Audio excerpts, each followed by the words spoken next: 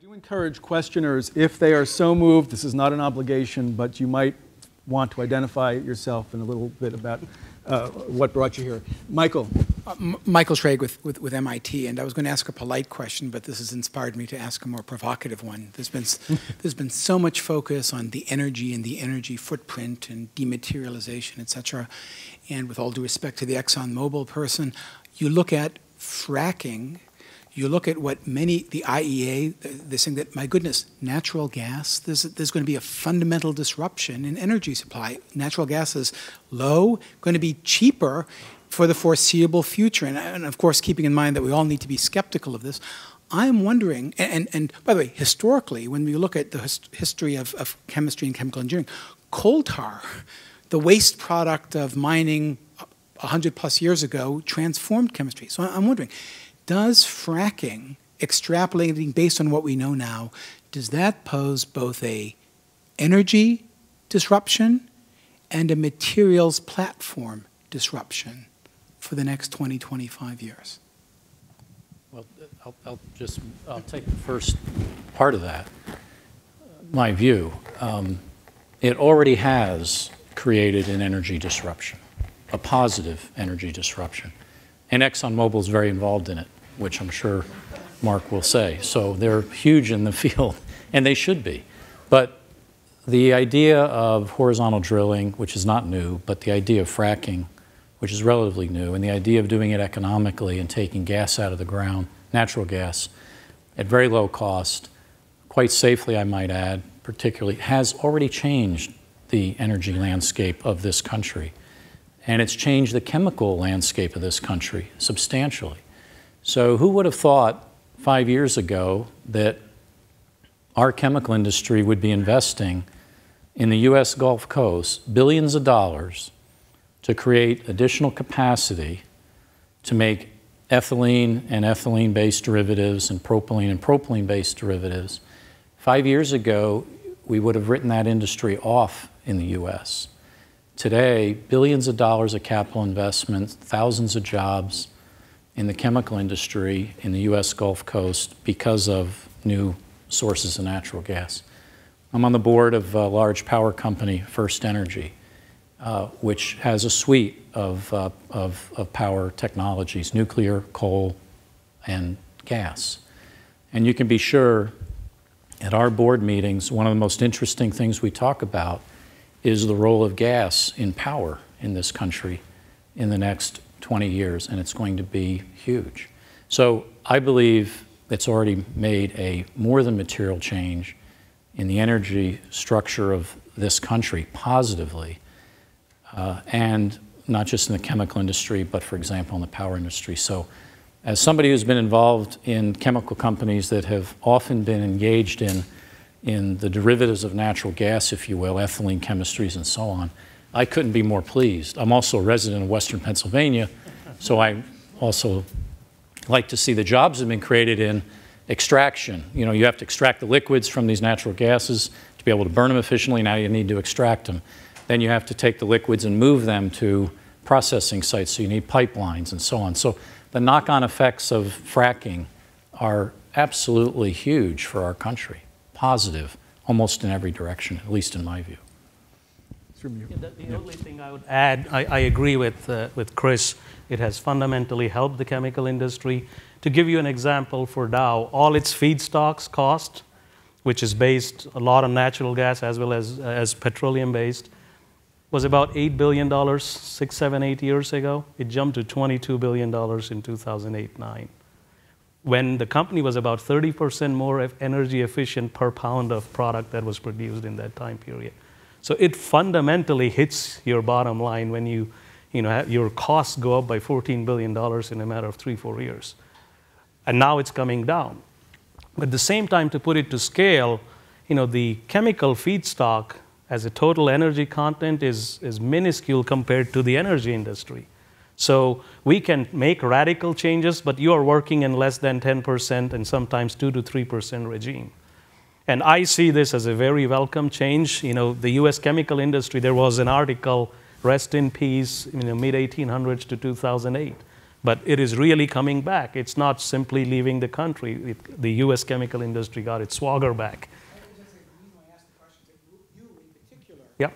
You in particular was the one who was defining the issue in terms of the energy intensivity of Correct. the new materials. Right. Now you're pointing out that that may matter less. No, it still matters. Okay, we are not slowing down using our energies and feedstocks more efficiently. In fact, we continue to accelerate.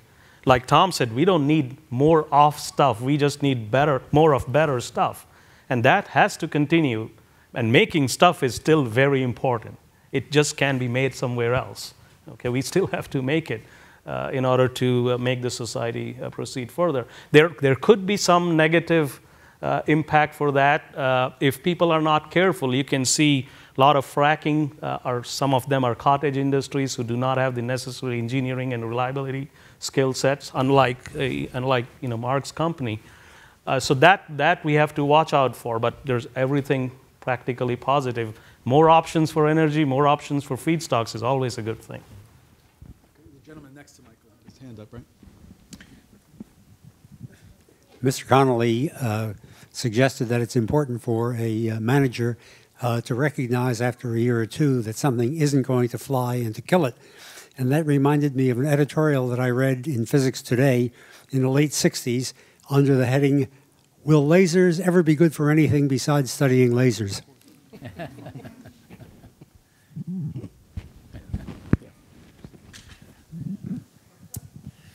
So I wanted to ask you about a dreamy material that's hypothetical, but by reference to something that's real.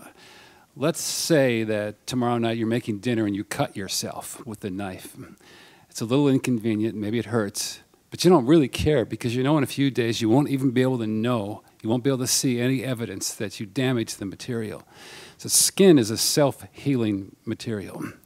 I've seen a lot of publications over the last few years about materials that are synthetic, usually polymers, that have this property of being self-healing. So they initiate if they're damaged or cut or bent or somehow hurt, they initiate a chemistry that heals them.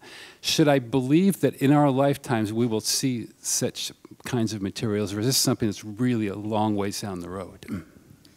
So he played right into my hands, right? We have to go to Ryan's. We actually had a show and tell upstairs. So visit our table. You know, we have a material up there that you can have a look at. There's a lot of approaches to that. All the problems aren't solved, but we have, in fact, a bio-based polymer based on vegetable oil, where we've been able to tailor the cross-linking. So a certain portion of those cross-links are reversible. So there's hydrogen bonding deliberately put in, and as long as you can exactly line up those bonds again, so you can cut this material and put it back together, it will come back to 100% of its original strength, and the material we have up there does that in about 2 minutes or 3 minutes. Has it been made into anything that I care about besides a nice laboratory experiment? No, you know, I was thinking about this grand failure question. So no, it's early. So there are, but I'm convinced, as I described it to you, it probably won't be the first application. It's got some other characteristics that are also very interesting. Some of the first places I think you'll see it I can't talk about just yet, but you will see it. You will see it. I'm also aware there's a number of laboratories that are working on other infrastructure materials like concretes that have in them certain kinds of self-healing aspects when they start to crumble and corrode. I think with just small test implementations so far, but not in any kind of use in widespread ways. There was a gentleman 4 back. He's got a paper up there. Let's go with him. Hold on, take the mic. Yeah, just to speak, there was an announcement of an electronic gate with a single phosphorus atom. So, you know, there's this ability now to build new materials entirely atom by atom as opposed to through normal chemical reactions. Do you see like a whole new field of possibilities opening up as a result of this capability? So that was a single phosphorus in a quantum tunnel. That also caught my attention, but as I went and read the original article, it needs cryogenic temperatures. Okay, so going back to the superconductor story, if there is a huge market for it at some point in time, it might happen, right? So we supply photoresist and other materials to help the shrinking of those transistors.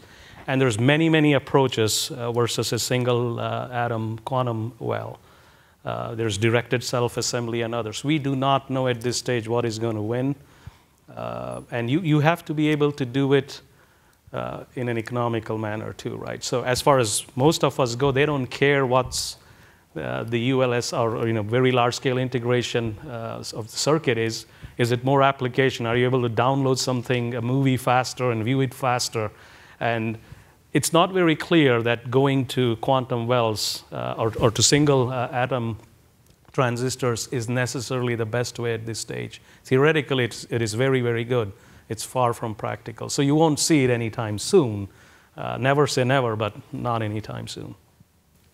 I think we have an A student right up front here. Jorge Rodriguez with the Chemical Marketing and Economics Group of the American Chemical Society, New York section. We have a lot of horsepower today, and I really would like to stretch it. We saw a little bit of history going back a few hundred years ago.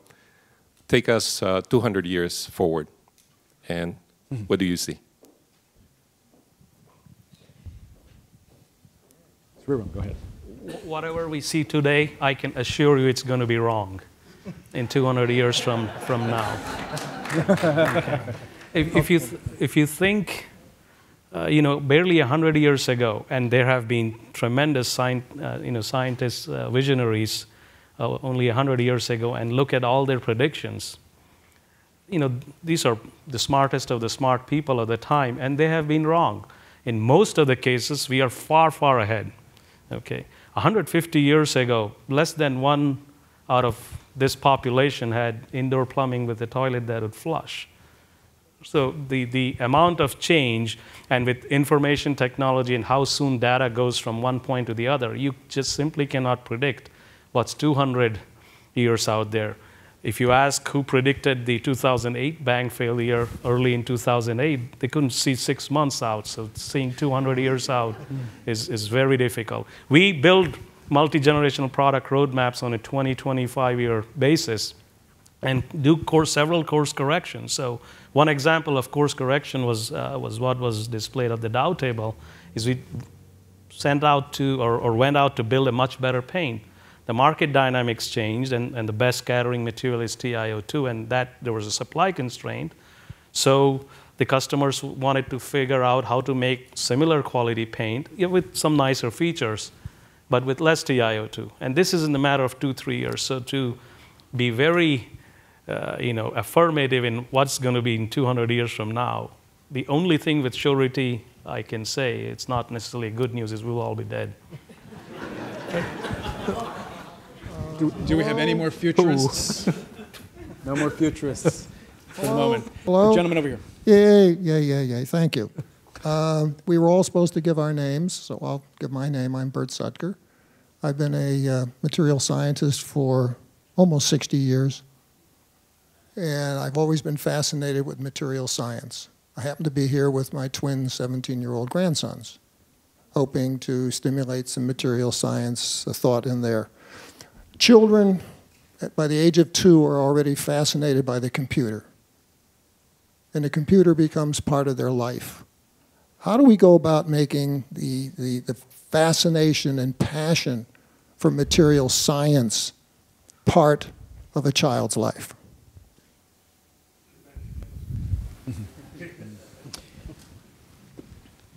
Well, I'll just say something which might spark others. I recommend reading Oliver Sacks' memoir called Uncle Tungsten, which is sort of a love letter to chemistry and material science, and it was really a memoir of his growing up in England, where he had this, he called him Uncle Tungsten, who would bring him substances that today would get Uncle Tungsten thrown in jail, things like chunks of sodium that Oliver and his friends would then throw in local creeks and blow up fish and such. Which is one heck of a way to develop a respect for materials and sort of their magical qualities.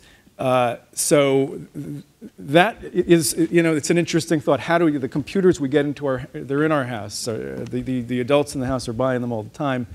Kids are getting them. you know, it would be amazing if we could bring substances in just to play with. I'm not talking about sodium, but some things that would really spark the interest. And when, I mean, another place where you actually see this often are in museum stores and that have a lot of gadgets and gizmos that are interesting just because of the materials that are in there, right? They change color. They're sort of sensitive, smart materials in a sense. They might change color because of, you know, someone touches them and there's a warm temperature, these sorts of things. You know, whether that can happen in a very large way, large-scale way, the way computers have captured children's imagination, that's another story. Yes? At 2 years old, children learn by playing, right? I mean, that's why they're fascinated, they're playing. So who gives children what they need to play with? It's their parents, right? So to get at children, to get them interested in material science and the wonders of science that happen at that age, we have to have their parents ready to be there. And the schools and all the other social issues that we could talk about there that become a part of that, it is about parents really seeing how important it is that their children will become the people who solve these problems if I get them interested in those basic skills that needs to happen.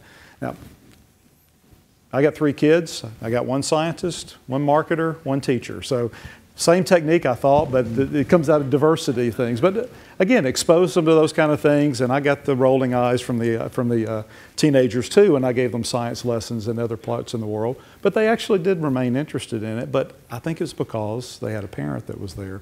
And so to me, this is why outreach on our part from all of our companies is so important.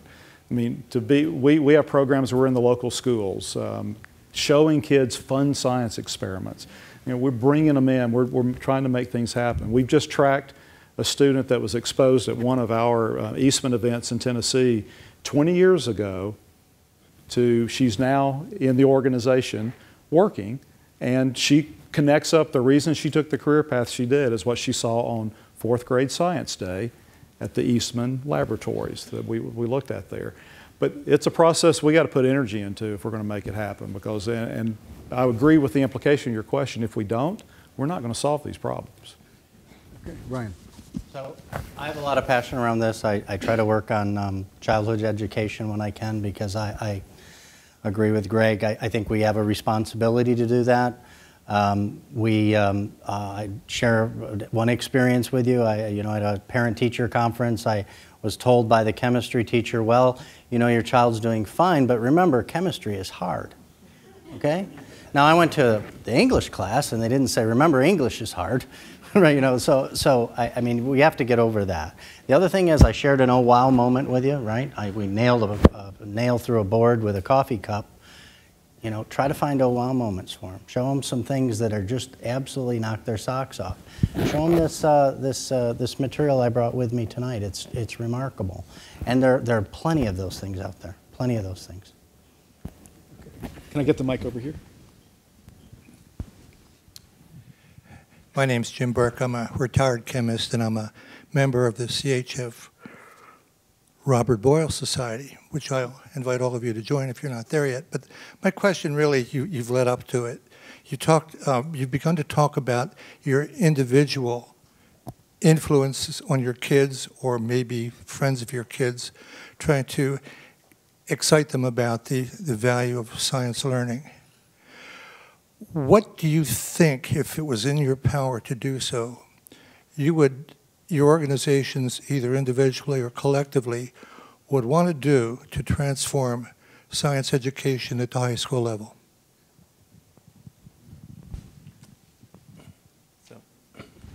Okay, Tom, go ahead. I'll take a shot at that, and maybe I'll tell a quick war story first. When I served on the Board of Chemical Sciences and Technology at the National Research Council, we spent with members of our group, we spent a Saturday morning talking about why we thought we were in the room. What was it in our life that led us to get to that point? There were 2 common factors, as we just told our own stories going around the table. First was a chemistry set, right? We all had a chemistry set, and we lamented the fact that there's nothing good left in them anymore for very legitimate reasons. The second factor was we all talked about the high school teacher we had in the science subject that made it come alive, that made it excited, that changed our lives, whether they knew they were doing it at the time or not.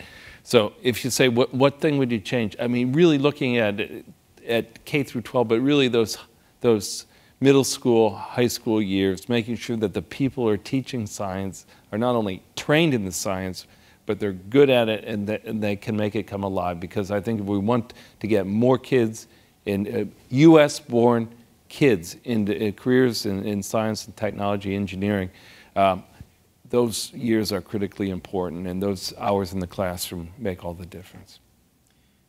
I just want to follow this with one observation, and that's that, you know, I think what happens a lot in science education is that the teachers are trying too quickly to turn the students into scientists before making them love the scientific way of knowing, which is why I kind of brought up this idea, a little loony perhaps, of thinking about the periodic table as something to revere.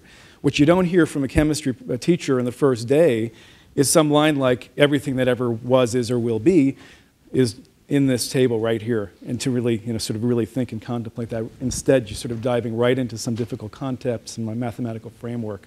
So I think that's also part of it, that there's too much anxiousness to just sort of turn people into scientists rather than first to get them to love science. I want to see if there's someone way in the back, because I've been sort of chauvinistic up front. Anybody back there? I see the farthest hand. Let's go to that. How you doing? My name is Ed Devone from T2B Solar. I had a question for guy in the end and the ExxonMobil guy. I was wondering what's the point Speak of... it right into the speaker, right up to your mouth. Sorry about that. Yeah. I was wondering what's the point of improving the efficiency of the tires and the lubrication when you're losing so much delta Q in the process of burning the fuel itself in the engine, and what about aerodynamics? You need to put the mic right to your mouth, not fling it around. Okay. Sorry. I was wondering why improve the tires and the lubrication in the car when you're not working on you know, waste energy that's produced by the engine itself, such as delta Q. You know, you could use that for a lot more things than just coefficient of friction. So, I mean, I think the question is really getting at, you have to look at the whole system, right? And so, absolutely. I mean, I'll let. I mean, it's a valid point. Yeah, I mean, it's a valid point, but look, you have to attack all angles of the issue. So, absolutely, aerodynamics, the efficiency of engines, whatever. But the raw facts are, if in addition to whatever else you do, you can change the mileage in a car by 2 miles per gallon by improving the tires, you should do that also. So I think that's really the answer, at least why we and Styron work on tires. We happen to be in the synthetic rubber business. But of course, we want to solve all of the issues associated with the energy efficiency of an automobile, not just 1 or 2 components. And we work on many of those components. And together, it makes a big difference. So I mentioned about collaboration, and you know, ExxonMobil is an energy company predominantly. We have a chemicals division. Some of our products go into energy efficiency. But a car is built by the original equipment manufacturer, and those are the guys that do a lot of the design changes, and they have made a lot of strides in capturing energy out of cars. We work very closely, our lubricants and specialties division works very closely with a lot of the equipment manufacturers that are out there.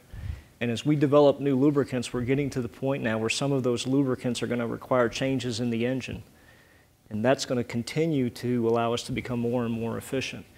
But in the meantime, it's a long-term kind of view and process that we have to go through, because everybody has a car. You're not going to go out and buy a brand new car with a brand new engine in it when you just bought one a year ago.